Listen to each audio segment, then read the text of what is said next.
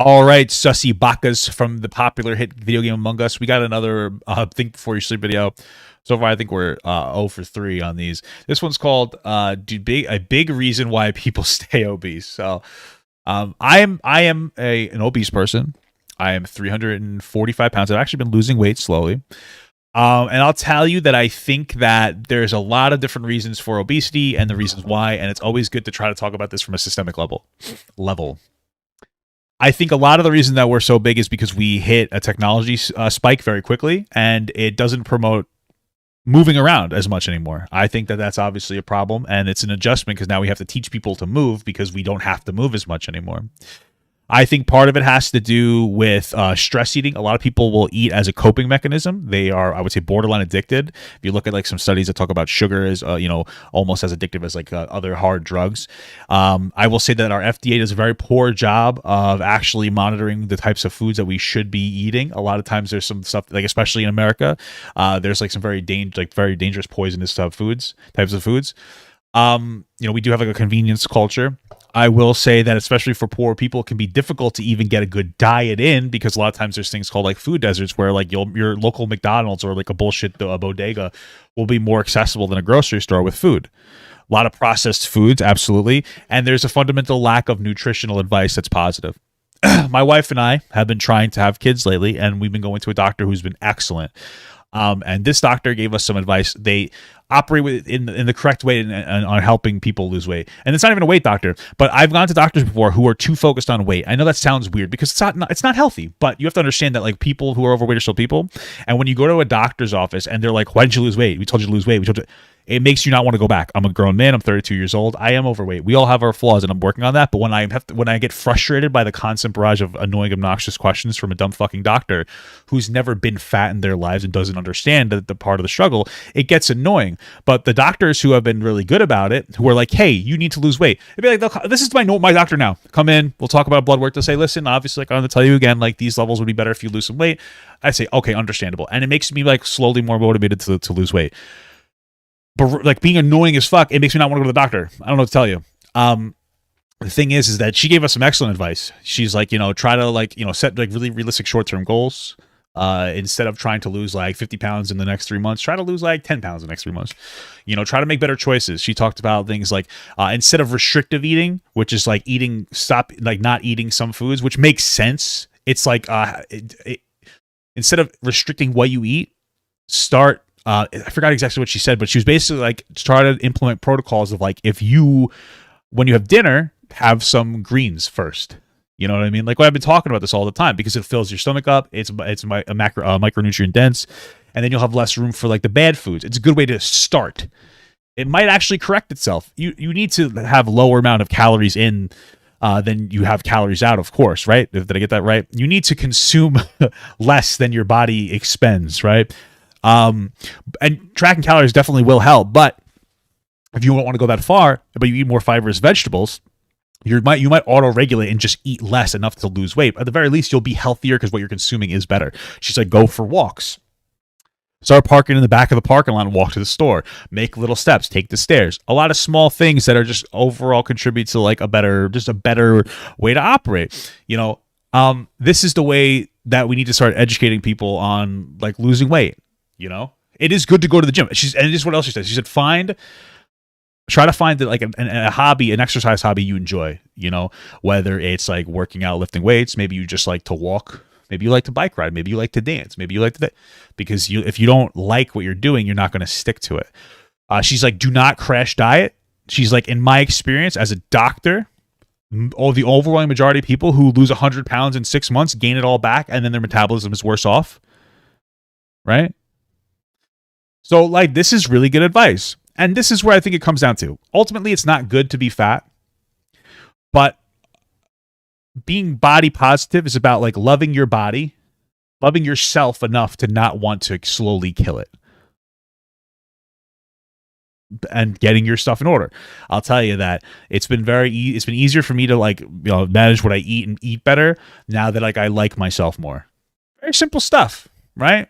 Do I think the culture has gone a little too far in some ways? Sure, but understand that The biggest issue people are fat is not because of body positivity. It is because of the multitude of other systemic problems that I just mentioned. Absolutely, good point. It's a lifestyle, not a diet. She actually said that to me. She said, don't diet. You need to change your lifestyle. I was like, yeah. So that's where I'm coming from. And I expect this creator to, of course, bring up all these nuance factors.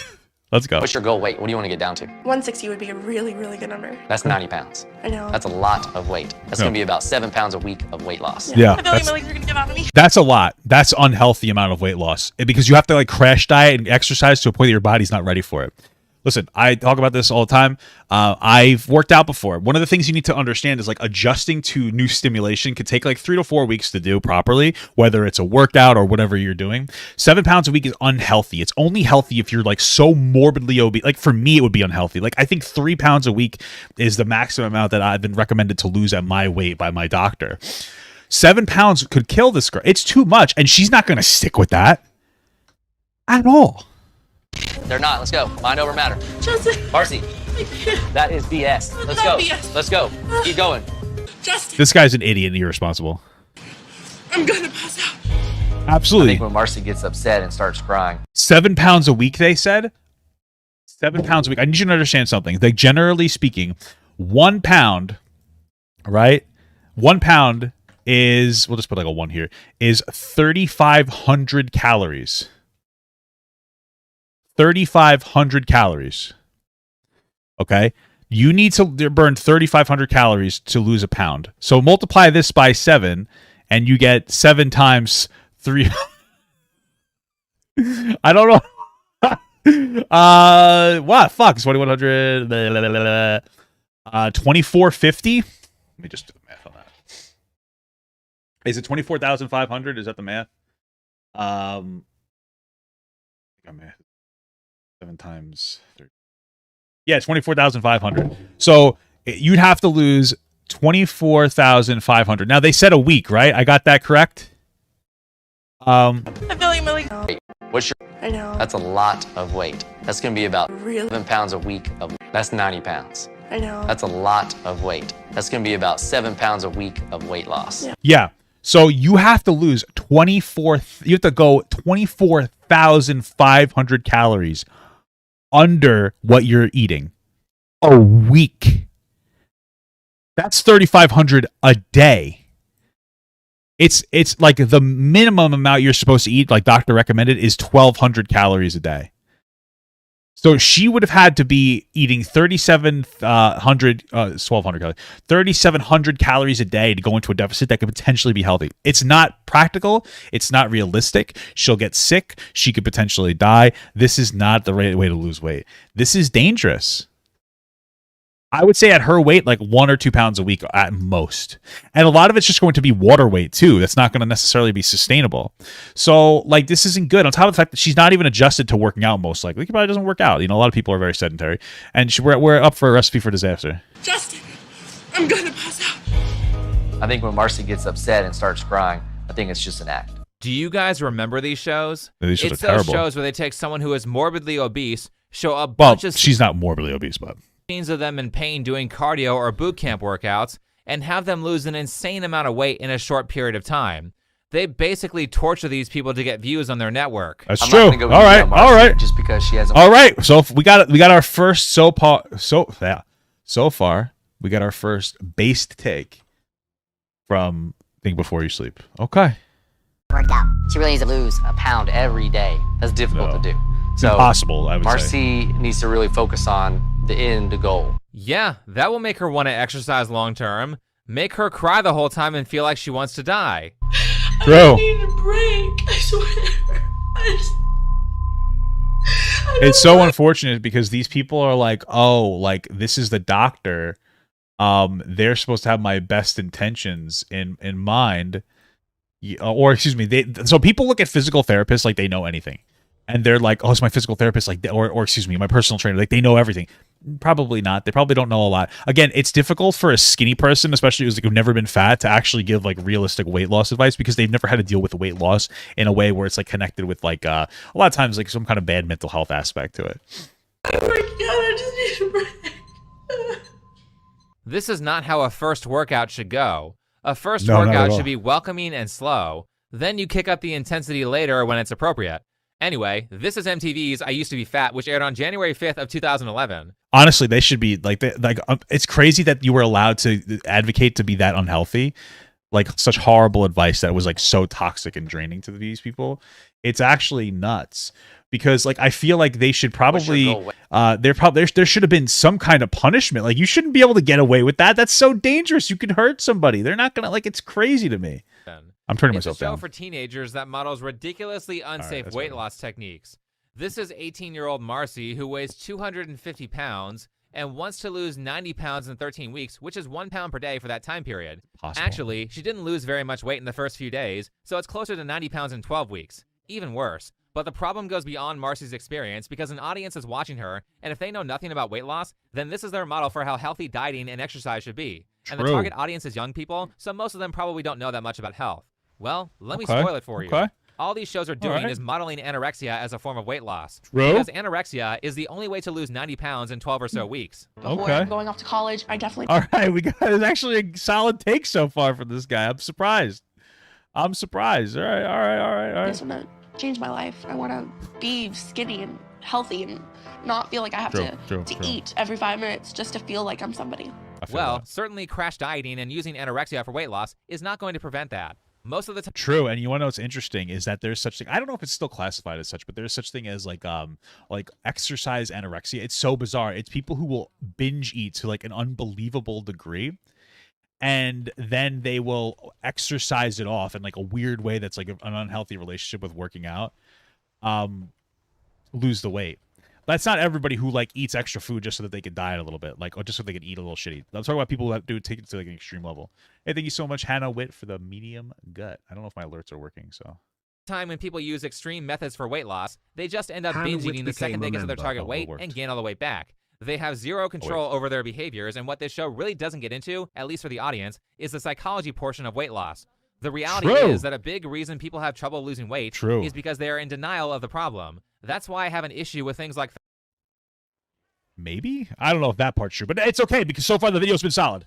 fat acceptance. It's mainstreaming denial, and that leads to people who are overweight to doing everything but trying to fix the actual problem. Oh no, he's getting less based. He was doing so well. So this is something that I need people to understand. There are people who cope the fuck out of shit, of course, that are annoying and they're toxic when it comes to like the conversation about fatness online. But that's like any group of people, and I wouldn't take them very seriously. But for the most part, fat people know that we know we're unhealthy, and it's not so much we're in denial. A lot of times we don't care because we're so frustrated. And like that's the thing. Like the worst that I've ever been was when like I had like my A1C was horrible. It was like abysmal. My blood sugar was like 400. Right, it was crazy. My blood was thick. It was horrible, and it was when I didn't care because I had so many other things going on in my life. I just didn't care anymore, and like I didn't care if I died. Like it's fucked up. And I feel like a lot of people are having that. You know, some people are frustrated because they don't know how exactly they can lose weight. That's a big frustrator too. I don't think it's so much that like people are in denial. It's more of like it can be difficult to like understand how to properly lose weight. And I know they'll be like, well, just eat less. And it's like I know, but it's like it's hard. It's like a hard thing because to constantly do that in a way where it's just a difficult thing, you know. And it's not. And at the end of the day, the only person who can control your weight is yourself, right? So like I understand that it's my fault and it's my problem, but like it's not as simple. I know people think it's as simple, but it can be a little bit difficult. It can be difficult to manage. It can be difficult to not just start losing the weight, but then also to continue to lose it, especially when you have like a bad week because maybe something really fucked up happened, or you know, it can be difficult. Like my self-esteem, like I try to feel confident now because like I try to take care of my hair and I try to take care of my makeup. True, that's a good idea. I try to like be as pretty as I can be now. A lot of obese people. That's a really good idea, bro. Like, so listen, that's the thing. If you're somebody who can acknowledge that, like, again, some people take it too far, but if you can acknowledge that you're an attractive person and you're a good-looking person that deserves like love and attention and respect and this kind of thing, it makes it easier to lose weight because you feel like a person, and then you feel like it's worth, you know, bettering yourself as a person. Will do this. They kind of gaslight themselves by saying, I can be beautiful if I have good hair, painted nails, and do a skincare routine. No, lose the weight. I don't care how much makeup you... Well, she's still beautiful, like, girl. She's still attractive. It would be good if she was, like, healthier. Stop it! You were doing so well, dude! You were doing so well, bro, and now you just don't know what the fuck you're talking about anymore. A lot of this type of content about fat people, it tends to be skinnier people who like for to a degree virtue signal about fatness, where it's like this is a bad thing to be, and people are like, you're so right. Like, yeah, of course you're right. We know that. But that's not the conversation about how to do it right. It's a good thing to have positive self-esteem and to be confident and to feel like you look beautiful and to be attractive, because then, bro, these fucking people keep calling me. I've told them 4 times to stop putting me on this fucking list. Okay, sorry. You put on. It's not going to have nearly as positive of an effect on your appearance and your health as losing weight will. These kinds of behaviors are just avoidance of doing new things because new things are scary. She doesn't know how to lose weight, but she does know how to do hair and makeup, so that's what she's literally on a show to lose weight, and you're saying that she's trying to avoid losing weight because it's scary. No, you can't. You know she's not trying to avoid it. She's trying to actively do it, and she's getting misled. You've acknowledged this factor. How are you forgetting this already? she sticks to. Then imagine how little you're going to try when a mainstream movement is telling you that you're healthy and don't have to change anything, when the real answer is that if you want good things, then you need to enter unexplored territory that is scary. You know what's so funny is that we never talk about this as a factor as to why fat people like struggle to lose weight, because it's a little bit weird and different. But like, look at this show. It was so normal to do crash diet shows that we understand, all of us unanimously understand, are unhealthy and don't work. And so when the TV says, hey guys, if you want to lose weight, you have to pull something that doesn't need to be pulled because you're so fucking stupid, you don't know how to avoid a goddamn blue circle on the ground, that's obvious.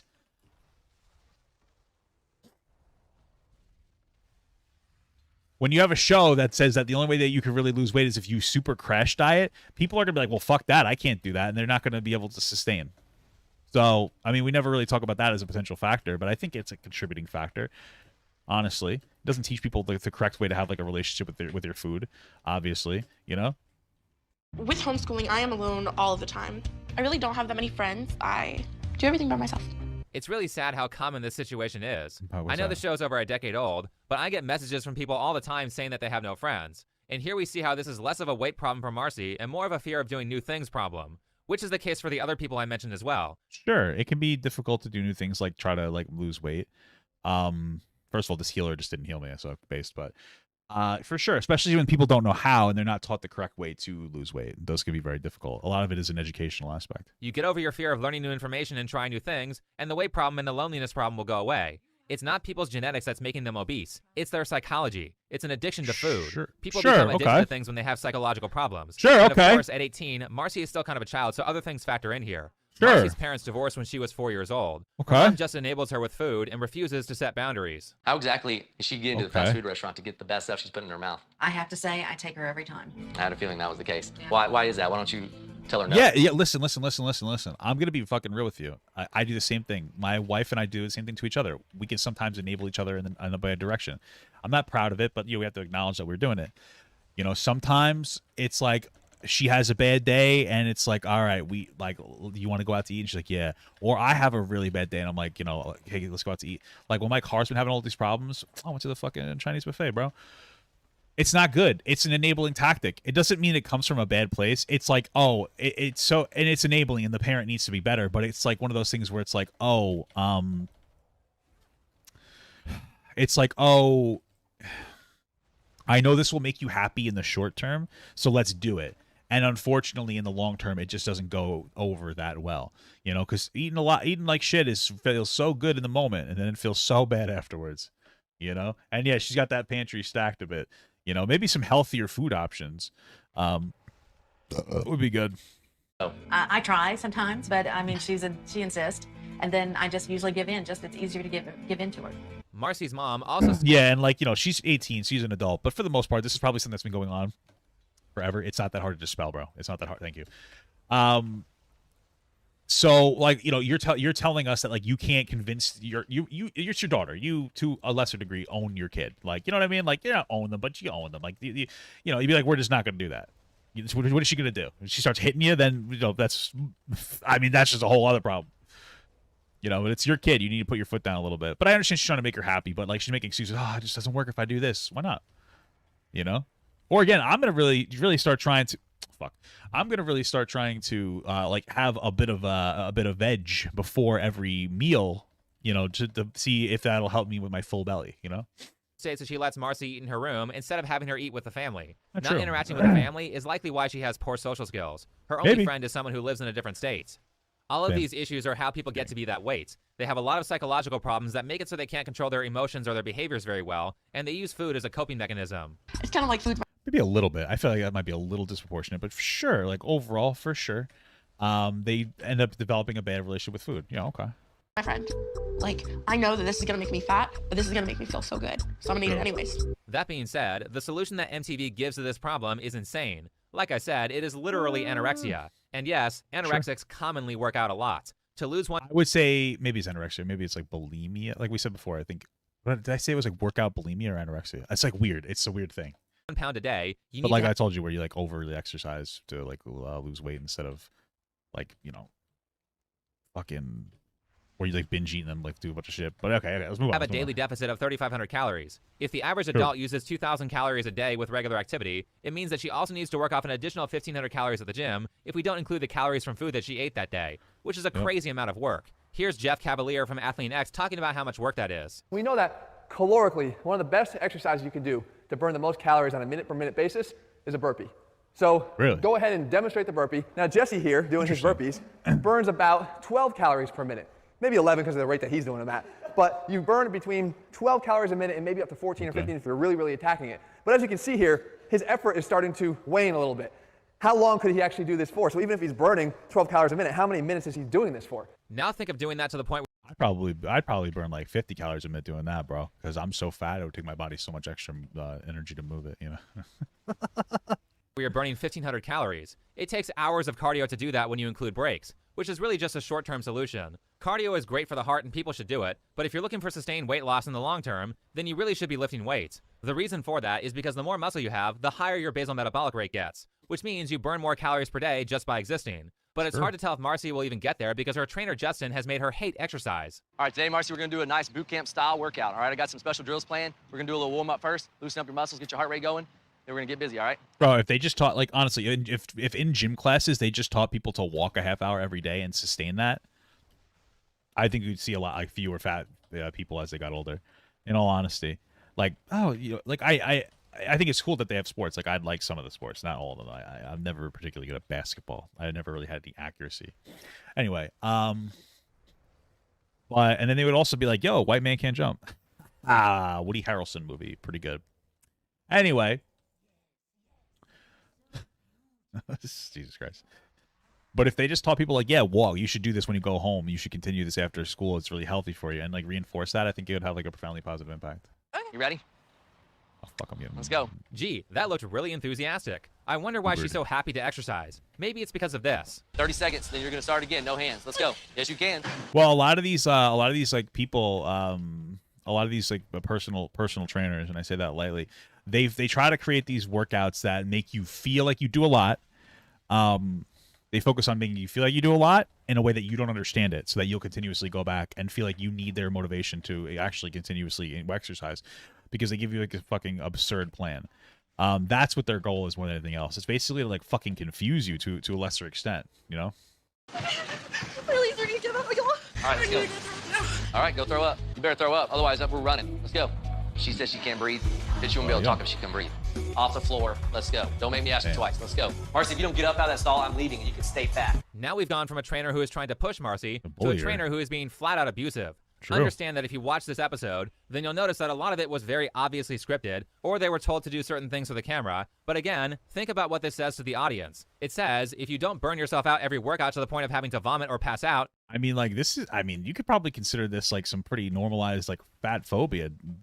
I mean, because not only are you not engaging in protocols that actually help fat people, but you're somehow dying to things that, like, this is a mythic, dude. Like, you shouldn't be this fucking bad at the game. But you're also like, it's for entertainment to like make fun of this fat person for not being able to do something that most people wouldn't be able to do unless you've been training for CrossFit or something your entire life. You know what I mean? So it's unrealistic. I just wait at this point. Then you are weak.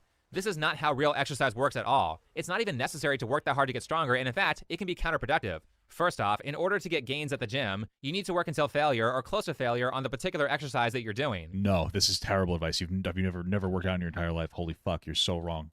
If it's weight gains at the gym, it's necessary to work that hard to get stronger, and in fact, it can be counterproductive. First off, in order to get gains at the gym, you need to work until failure or close to failure on the particular exercise that you're doing. That's never. So I want you to understand that every successful strength lifter, like trainer, strongman, CrossFit will tell you to almost never train to failure unless it's on some kind of an isolated exercise where the muscle can recover pretty quickly. So maybe like rear delts, biceps. That's kind of pretty much it. You don't really train close to failure. You want to train within a few reps of failure. We'll say like 2 to 3 reps worth of failure. That's how you generally want to train. Like just letting you know that. You want to you want to push yourself, but like to the word failure is too much. If you ever end up failing on a lift, if you ever half rep on like a compound lift especially, you're literally hurting your ability to grow because you pushed yourself to a point where it's going to be more difficult to recover from, and you didn't get stimulation on that movement, right? So if you fail on a squat, like, it's not the end of the world. It's okay to fail sometimes as long as you're able to do it safely. But like, you don't want to get close to, you don't really want to get to failure, so like just a little bit of advice to some of you guys on that one. If it's weightlifting, that means you go until you can't complete a rep anymore, or you stop 2 to 3 reps from that, depending on how many reps you're doing for that exercise. There you go. Then you take around a 2 to 5 minute break before your next set. That's all you need. Okay. Of course, for safety, you should not be going till failure on dangerous exercises like a shoulder press or a I recommend doing Wendler 5-3. Okay, he corrected himself. I recommend looking up like Wendler 5-3 row and like looking at that kind of a routine. Back squat. That's a great way to get injured. Bicep curls, however, feel free to take a lot more risk. And speaking of, overtraining like Marcy is doing in the show is a fantastic way to get injured. Working out to the point of almost passing out means that you are working out to the point where you don't have control over your posture and don't have control over your form. Bad posture and bad form are how people get injured. Injuries suck because they can easily delay your progress for over a year if they're bad enough. Oh, yeah, so do not do the stupid stuff that the trainer Justin is having. Hey, Ghost Worm. LOL, I don't care if Papa used to train. It's absolutely hilarious hearing him try his best. Do not listen to this man for training tips. What's your training tip? Like, what do you think is good? Because I'll tell you, this is what I say every time we talk about weightlifting. Look at like Wendler 5-3-1 is a really good routine to look into. To buy like the ebooks, and starting strength is also pretty excellent, especially if you don't understand technique. So just quickly, just do me a favor. No one is coming to this channel for training tips. Nobody is coming to my channel for training tips. But like when stuff like that comes up, I could talk about it. But what's your advice, brother? I'm just curious.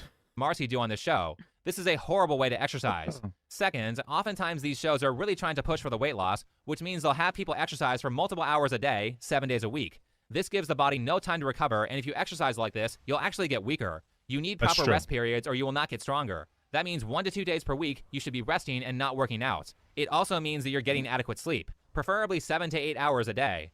Exercise gains are a mixture of proper dieting, a workout that is difficult enough, proper sleep, and rest days so that your body has time to develop muscle. Oh, and keep in mind that Marcy is eating pretty much nothing while doing all this exercise. Here's a competitive bodybuilder talking about that. Look how much he says it sucks. Welcome to like 1.5 weeks out full day eating. This is where we're down to the wire eating absolutely nothing. I had a great sleep last night. I don't know what happened, but I actually dropped 3 pounds. I feel pretty exhausted. So breakfast, the real food, is not very exciting at all. This is about a 250 calorie breakfast, but I'm gonna put this down because I am absolutely starving right now. That was a bodybuilder named Chris Bumstead, and he said he ate about 1,600 calories that day, which is very little for him. That's fucked. Because he has so much muscle, he probably needs at least twice that. He's also working out several times a day, just like Marcy, and look at the description. Disclaimer, don't do this.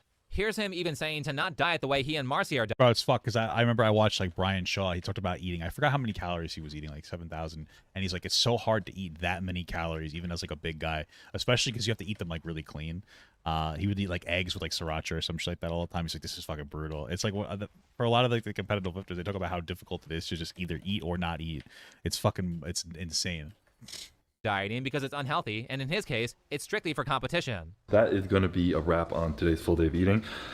Not super in depth. My brain is not functioning super great, getting tired holding the camera up. But when you look at people, and like, you look exhausted, and you're like, I feel exhausted. That's feel dead inside, and that means I'm getting absolutely shredded. And this is one of the things where this is strict to bodybuilding. I'm trying to win the Olympia. I'm a bodybuilder. I'm not just trying to get in shape. I'm trying to get to like unhealthy, low body fat levels where I'm absolutely peeled, shredded glutes on stage. This isn't something I suggest anyone tries ever because it sucks and it's not healthy. I respect that, especially with like the liver kings of the world going around talking about like oh, Maddie, I'm all this, all that. This guy's being like upfront about how difficult the fucking struggle is to really Damn, I'm getting fucking decimated right now. That doesn't really matter. I should just swipe anyway. Yeah, so. Real weight loss should be a deficit of about 300 to 500 calories per day. That's enough to lose weight while not draining you to the point where you feel tired all the time or can't do a good workout. Also, if you want to lose weight and gain muscle at the same time, that is possible, especially when you're a beginner. It's called a body recomposition, and basically you work out, have a small calorie deficit, and eat lots of protein. If you want to learn how to do a body recomp, then watch this video here. But you could not do something like a recomp with the advice that these shows are giving. They have people at like a 1,000 to 2,000 plus calorie deficit per day. Well, I don't think that they're focusing on getting this girl to like develop any mass or anything like that. I think they're just trying to get her to lose weight. Either way, it's still bad advice, but. And they are actively discouraging healthy weight loss. Whoa! I don't blame her. Gosh, that's like a pound. Sucks. Does suck. I mean, it's just a pound, but honey, you're building so much muscle. That means you have to work harder today. I mean, it is kind of disappointing. Like, it's only 1 pound since I lost weight. That's true too. I mean, if she's actually putting on muscle, then like that's weighs more than fat, right? So, what the fuck? But a pound, damn. How long was it? A week with the training regimen? She's got to be eating a lot, which is good because she's probably fucking starving when she gets home. But what in the hell? This is great. 1 pound in 5 days is normal weight loss, and she should be proud of the progress that she's made. Side note, there's something very wrong about what her mom said about muscle. It's a common belief, so I feel like it's worth mentioning. Not only is Marcy eating almost nothing, so she isn't going to build muscle, but it takes like a month to gain 1 pound of lean mass. So it's not like she gained 5 pounds of muscle to offset her weight loss. Yeah, I guess that makes sense. Outside of that, remember, there is an audience watching this and thinking that she failed when she actually succeeded.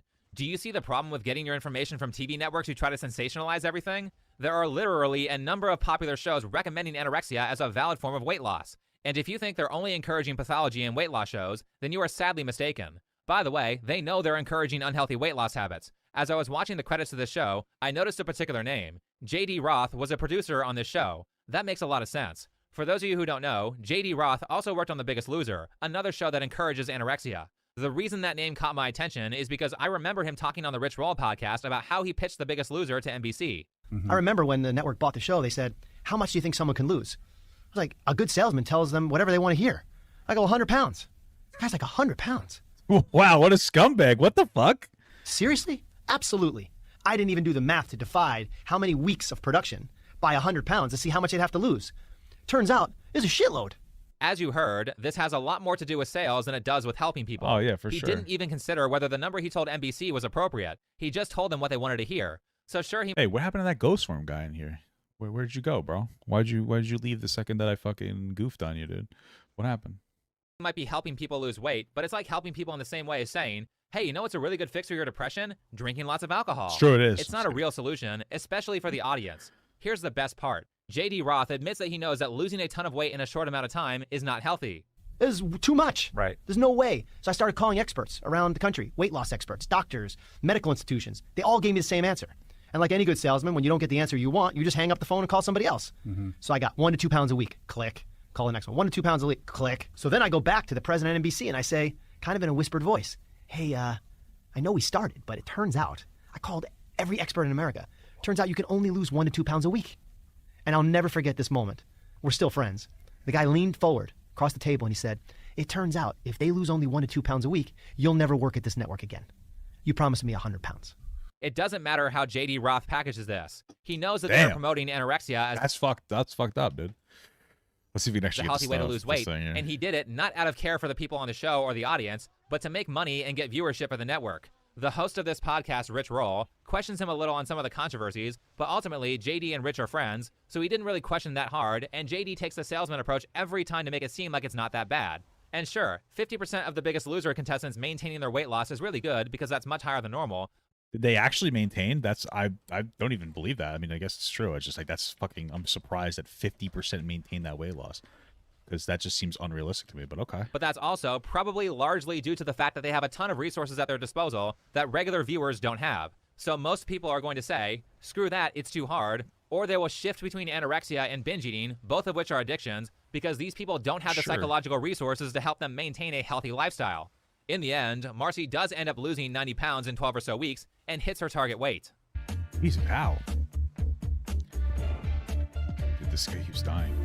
Bam, 160. Wow. That's awesome. You did it. That's awesome. I also found this blog post of what was probably sometime after the show was filmed. It looks like she continued to lose weight and got down to something much better looking. I can't find any information on whether or not she was actually able to keep it off, but you can really see the difference, and what frustrates me is that she is a prime example of someone who could have been attractive all those years, but ruined it because she didn't take care of herself. Oh my god, dude, you just have to throw in like the fucking obnoxious, like bro, like the obnoxious like bullying, dude. Why?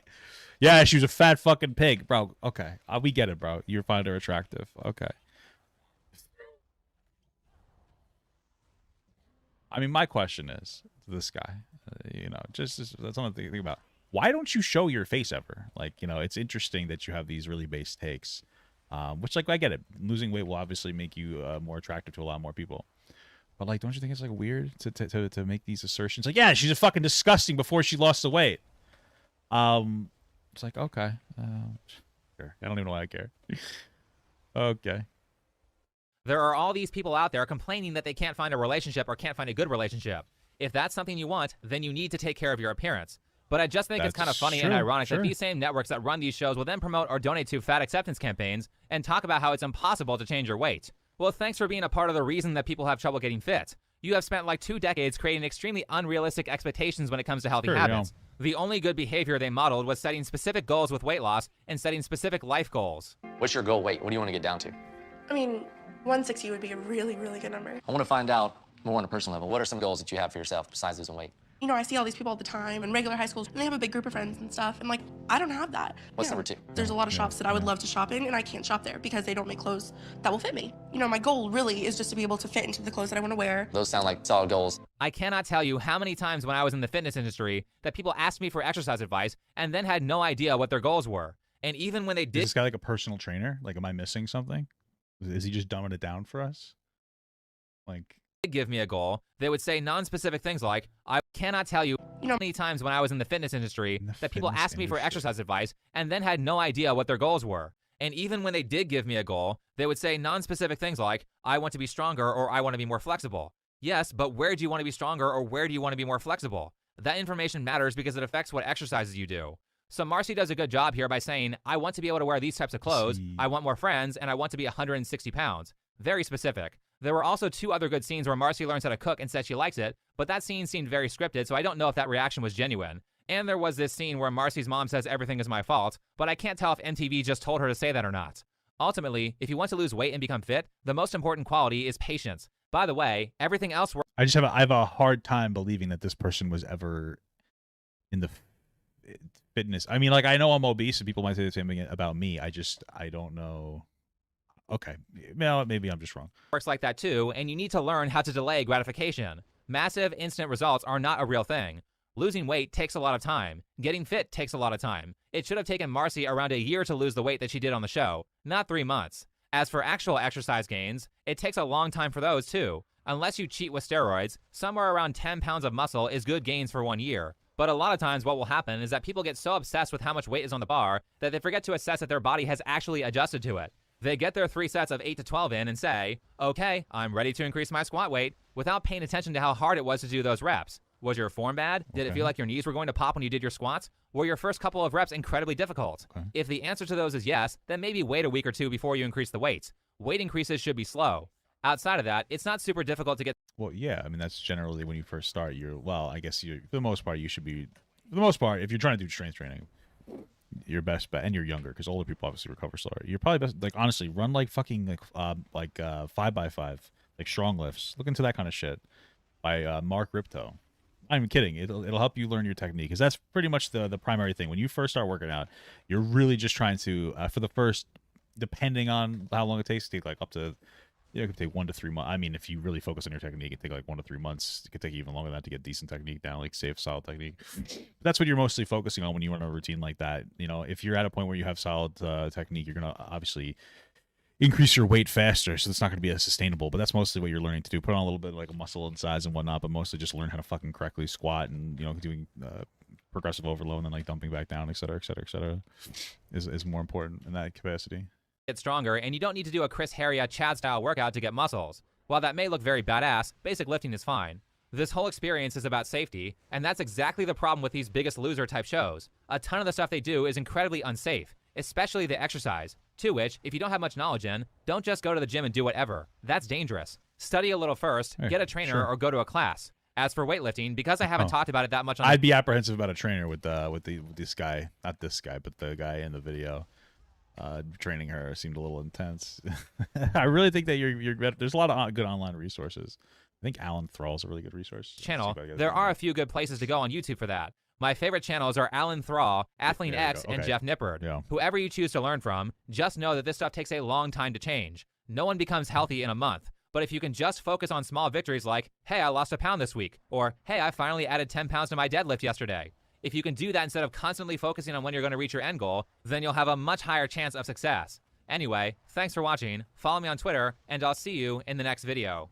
Okay, cool. Well, that video is much better than most of the other videos that this guy does, so sure. Okay, I guess epic leap before you think video, bro. Very based.